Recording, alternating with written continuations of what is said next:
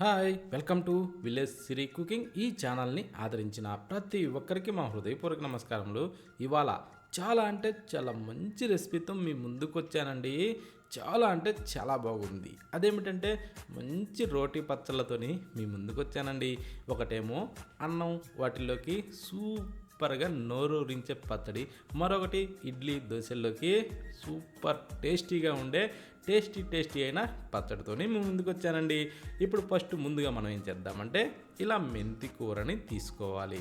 మెంతి కూరని తీసుకునేసి దాన్ని శుభ్రంగా కడిగి ముదురు కాడలన్నీ ఇరిసేసుకునేసి ఓన్లీ ఫ్రెష్ అయిన ఆకుని రెడీ చేసి పెట్టుకుని ఇప్పుడు స్టవ్ మీద ఒక కడాయి అయితే పెట్టుకోవాలి. పెట్టిన తర్వాత దాంట్లో ఒక గంటి ఆయిల్ వేసుకోవాలి. వేసిన తర్వాత ఈ పండు మిరపకాయలండి, ఈ పండు మిరపకాయలని దాదాపు ఒక 10-12 వరకు తీసుకునేసి అవి కూడా శుభ్రంగా కడిగి తొడియాలు వలుచుకునేసి మధ్యలోకి ఇరిసి అందులో వేసేసుకునేసి ఈ టైప్లో బాగా ఫ్రై చేసుకోవాలి. చూడండి, ఈ విధంగా లోపల వరకు బాగా ఫ్రై అవ్వాలండి. ఎప్పుడైనా సరే కాయ వేసామంటే చిటాపటా అంటుంటాయి. ఈ విధంగా మధ్యలోకి ఇరిసిగానే వేసామంటే లోపల భాగం కూడా సూపర్గా ఫ్రై అవుతుందండి. అందుకోసమనే ఇలా. ఇప్పుడు అవన్నీ తీసేసి దాంట్లో మరొక గంటి ఆయిల్ వేసుకొని ఇప్పుడు దాన్ని కొంచెం వేడెక్కనిచ్చేసి ఈ మెంతి కూరనైతే అందులో వేసేసుకున్నాం. ఓకేనా? అంటే ఆ నీళ్ళు అన్నది పడకుండా కొంచెం ఈ టైప్లో ఆకును మాత్రం తీసి అందులో వేసేసుకోవాలి. వేసిన తర్వాత ఇప్పుడు మనం ఏంటంటే కొంచెం కిందకి మీదకి తిరిగేసుకుంటూ ఈ ఆకునైతే మనం బాగా ఫ్రై చేసుకోవాలండి. చూడండి, వేసేటప్పుడు ఎంత ఎక్కువగా కనపడుతుందో ఇప్పుడు కొంచెం వేగేతరికి చిన్నగా అయిపోతుందా తక్కువ. ఇప్పుడు కట్ చేసిన టమోటాలు, ఆ తర్వాత ఇది నిమ్మకాయ సైజు చింతపండు అండి. మరీ ఎక్కువ అవసరం లేదు, చిన్న నిమ్మకాయ సైజు సరిపోతుంది. దాన్ని కాస్త విడదీసి వేసి ఈ టైప్లో కొంచెం కలుపుతూనే దీన్ని బాగా ఫ్రై చేసుకోవాలి. ఎందుకంటే చింతపండు వేసినప్పుడు అడుగున అతుక్కుంటూ ఇలా అవుతూ ఉంటుంది. కాబట్టి ఇలా మనం కలుపుతూనే దీన్ని మనం బాగా ఈ టైప్లో ఫ్రై చేసుకోవాలి. చూడండి ఎలా ఫ్రై అయిందో. ఇప్పుడు దీన్ని సింపుల్గా అలా అనగానే ఇలా మెదిగిపోయే టైప్లో ఇలా బాగా వాడుకొని ఇప్పుడు స్టవ్ ఆఫ్ చేసి చల్లారబెట్టుకోవాలి. ఈ ముందుగా ఫ్రై చేసిన ఈ పండు మిరపకాయలని చల్లారిన తర్వాత రోలు సిద్ధం చేసి రోట్లో అయితే వేసేసి కచ్చపచ్చగా దంచేసుకోవాలి. చూడండి, ఈ టైప్లో కచ్చపచ్చగా దంచేసుకునేసి ఇప్పుడు దీంట్లోకి మనం ఏం చేయాలంటే సగం టేబుల్ స్పూన్ వరకు జీలకర్ర వేసుకొని వెల్లుల్లిపాయలండి ఒక గడ్డ వరకు వేసుకోవచ్చు, ఇబ్బంది లేదు. ఒక టేబుల్ స్పూన్ అయితే సాల్ట్ కూడా వేసేసుకునేసి ఇప్పుడు దీన్ని మెత్తగా దంచేసుకోవాలండి. ఓకేనా? ఇప్పుడు దీన్ని ఈ టైప్లో కొంచెం మెత్తగా దంచిన తర్వాత ఇప్పుడు మనం దీంట్లోకి ఏం వేసుకోవాలంటే ఇందాక ఏదైతే మనం ఫ్రై చేసామో ఆ ఆకుని ఇందులో వేసుకోవాలి. అంటే మెంతికూర టమోటాని బాగా ఫ్రై చేస్తున్నాం కదా, ఆ దాన్ని వేసిన తర్వాత ఇప్పుడు దీన్ని కూడా మనం కచ్చపచ్చగా దంచేసుకోవాలండి. అంటే మరీ పేస్ట్ లాగా ఆ విధంగా దంచకూడదు. ఈ టైప్లో కొంచెం ఒక్క ముక్క దంచేసుకునేసి ఇలా రుబ్బేసుకోవాలండి. ఇలా రుబ్బితే ఆ జిగట వస్తుందండి. ఆ జిగటతోని నోట్లో నీళ్లు ఊరతండి. ఆ టైప్లో మనకి జిగట రావాలి. ఇప్పుడు ఈ విధంగా వచ్చిన తర్వాత ఒక ఉల్లిపాయనే కట్ చేసి మధ్యలోకి 2 భాగాలుగా చేసుకునేసి ఒక్కొక్క భాగం పెట్టుకునేసి ఇలా చీతక పొడి చేయాలి. ఈ విధంగా 2 పీసెస్లను కూడా అదే విధంగా చితక పొడిస్తే ఏమవుద్దంటే ఈ ఉల్లిపాయని మనం ఇలా దంచినప్పుడు అందులోకించి నీరు అన్నది రిలీజ్ అవుతుంది. చూడండి, అదండి టేస్ట్ చాలా అంటే చాలా బాగుంటుంది. ఇప్పుడు దీన్ని ఈ టైప్లో బాగా రుబ్బేసుకునేసి ఇప్పుడు ఈ విధంగా వచ్చిన తర్వాత ఈ పక్కన పెట్టేసి చూడండి ఎలా వచ్చిందో. ఈ టైప్లో మనకి మంచి జిగురుగా రావాలండి.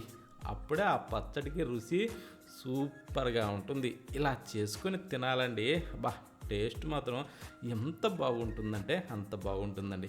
ఇప్పుడు ఆ రోట్లో దంచిన ఈ పచ్చడి మొత్తాన్ని తీసి ఒక బౌల్లో అయితే వేసేసుకుందాం. ఓకేనా?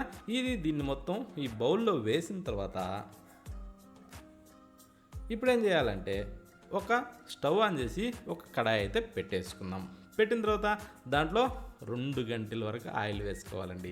వేసిన తర్వాత ఆ నూనెని కొంచెం వేడెక్కనిచ్చేసి 1 టేబుల్ స్పూను తాలింపు గింజలు వేసుకొని వెల్లుల్లిపాయలని కొంచెం ముక్కులు నలిపి అందులో వేసుకోవాలి. వేసిన తర్వాత కొద్దిగా వేగనిచ్చుకోవాలి. అంటే ఇవి కలర్ మారాలండి, ఎర్రగా రావాలి.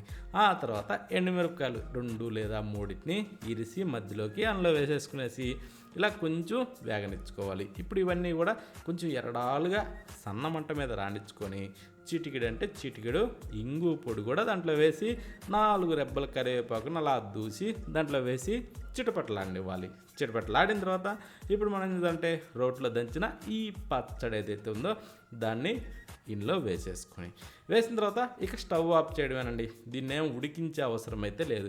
ఎందుకంటే అదే బౌల్లో కూడా ఈ పోపును తీసి పోసుకోవచ్చండి. అంటే కొంచెం బౌల్ చిన్నదిగా ఉంది కాబట్టి కొంచెం కలుపుకోవడానికి ఇబ్బందిగా ఉంటుందని నేను సేమ్ ఇదే బండిలోనే వేసి ఈ టైప్లో బాగా కలిపేసానండి. చూడండి ఎంత బాగుందో. ఈ విధంగా చేసుకోవాలండి. చేసుకుని వేడివేడిగా అన్నం వేసుకొని దాంట్లో ఈ పచ్చడి కొద్దిగా అలా వేసుకునేసి కొద్దిగా అంత నెయ్యిని మీదకించి అలా పోసుకొని కలుపుకొని తింటుంటే ఉంది ఎంత బాగుందంటే అంత బాగుందండి. ఈ టైప్లో ప్రతి ఒక్కరు ట్రై చేయండి. ఎందుకు రుచి ఉండదండి. సూపర్ అంటే సూపర్గా ఉంటుందండి. ఇంతేనండి, చాలా సింపుల్. ఇప్పుడు మరొక రెసిపీలోకి వెళ్దామా. ఇది రెండవది. ఇది ఏంటంటే ఇడ్లీ, దోశ వీటిలోకి సూపర్ టేస్టీగా ఉండే ఈ ఎర్ర చట్నీ అండి, రెడ్ చట్నీ. ఈ విధంగా చేసుకోవాలి. కానీ దీన్ని ఇలా చేసుకునేసి వారం రోజులు కూడా సూపర్ టేస్టీగా తినేయచ్చండి. దీన్ని చేసుకొని ఫ్రిడ్జ్లో పెట్టుకుని కాకపోతే రోజుకి మనం ఎంత అవసరమో అంత తీసుకునేసి అలా తినచ్చండి. అంత బాగుంటుంది. ఇప్పుడు దాన్ని ఎలా చేయాలంటే ముందుగా ఒక రోట్లోకి జీలకర్ర, వెల్లుల్లిపాయలు ఇవి 2 తీసుకునేసి ఇలా పచ్చగా దంచేసుకోవాలండి. పచ్చి ఫ్రై చేసినవి కావు. ఇలా పచ్చగా దంచిన తర్వాత ఇప్పుడు ఈ విధంగా కొంచెం మెత్తగా రుబ్బేసుకునేసి దీంట్లోకి ఏం చేయాలంటే పొడి కారం అండి, కారపొడి ఉంటుంది కదా, ఆ కారపొడిని అయితే తీసుకోవాలి.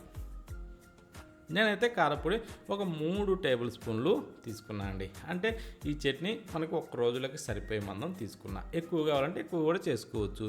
దాంట్లోకి సరిపడా సాల్ట్ కూడా వేసుకునేసి ఇలా బాగా కలిపేసుకోవాలి. ఈ విధంగా కొంచెం అలా ఈ కారపొడి అన్నది ఈ వెల్లుల్లి రసంలోకి బాగా మిక్స్ కానిచ్చి ఇప్పుడు కొన్ని అంటే ఒక టీ గ్లాస్ మందం అయితే నీళ్లు పోసుకోవాలి. అంటే ఇది ఏదైతే పొడిగా ఉన్నదో కారపొడి, ఈ కారపొడి ఏంటంటే ఈ నీటిలో కొంచెం జావ టైప్లో రావాలండి. ఆ విధంగా మనకి ఎన్ని అవసరమో నీళ్లు చూసుకునేసే నీళ్లు పోసుకోవాలి. ఓకేనా. కొంచెం తక్కువ అనిపిస్తే తక్కువ వేసుకోవచ్చు. ఎందుకంటే ఈ కారం అన్నది పీల్చుకుంటుంది నీటిని. అందుకోసం అనేసి చూసి పోసుకునేసి కొద్దిగా బాగా మిక్స్ చేసుకునేసి ఇప్పుడు ఏం చేయాలంటే రోకలు పెట్టి బాగా రుబ్బేసేయాలండి.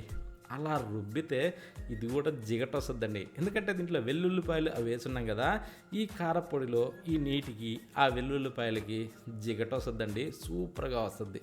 ఆ టైపు దీన్ని కొంచెం బాగా రుబ్బేసుకోవాలి. రుబ్బితే తింటుంటే ఎంత బాగుంటుంది తెలుసా.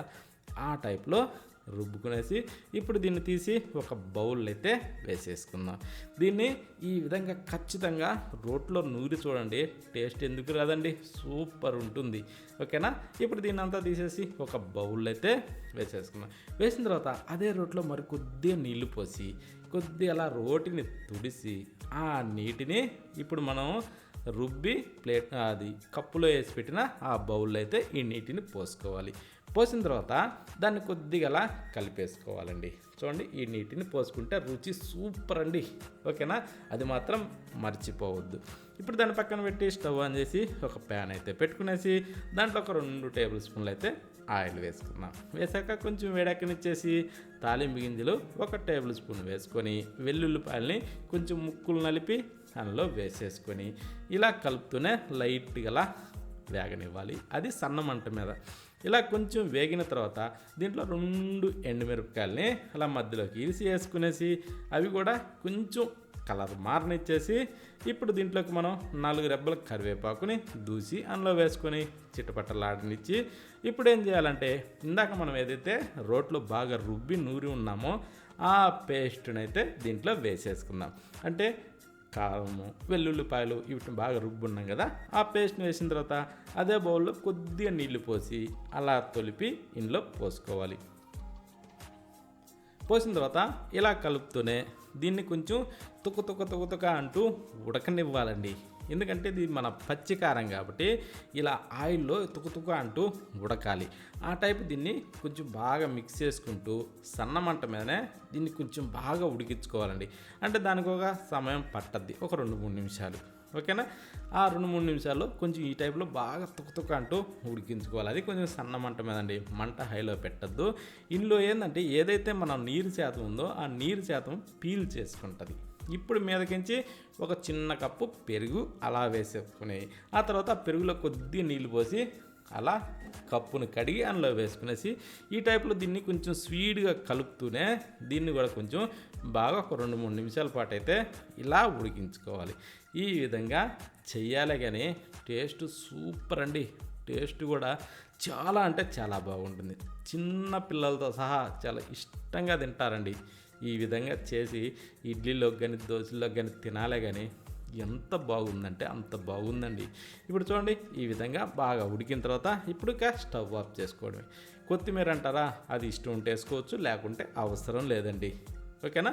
ఈ విధంగా వచ్చిన తర్వాత ఇప్పుడు దీన్ని మనం సర్వ్ చేసుకొని వేడిగా ఇడ్లీ కానీ దోశ కానీ అలా నంజుకొని బోండా కానీ తింటుంటే ఎంత బాగుందంటే అంత బాగుందండి.